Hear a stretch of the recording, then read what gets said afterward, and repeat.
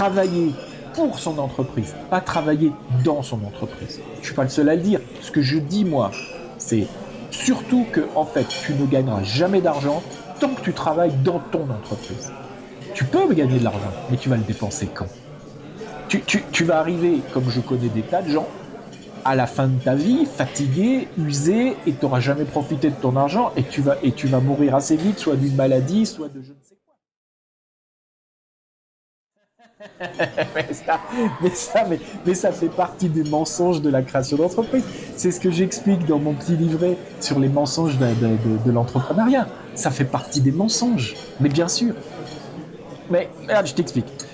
En fait, pourquoi est-ce que c'est pas bien de faire travailler les autres? C'est pas bien de faire travailler les autres parce que on te dit, t'as déjà lu ça quelque part, on te dit ouais, t'as toujours les syndicats qui sont en train de dire oui, c'est de l'esclavagisme, c'est de faire travailler les autres, c'est malhonnête, on les exploite, on les spolie, tu t'entends ça tout le temps, mais ça vient de quoi?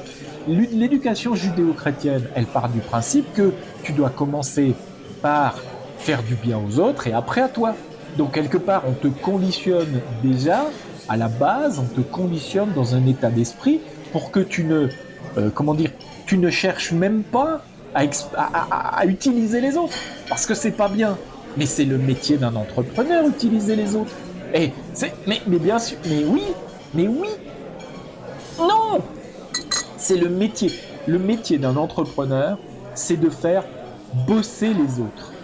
C'est que tu fasses bosser des sous-traitants ou que tu fasses bosser des salariés, ton métier, c'est de faire bosser les autres. Si tu pars du principe que être entrepreneur, c'est bosser toi-même dans la boîte, c'est que tu n'as rien compris au métier d'entrepreneur. Parce que le métier d'entrepreneur, c'est c'est, euh, travailler pour son entreprise, pas travailler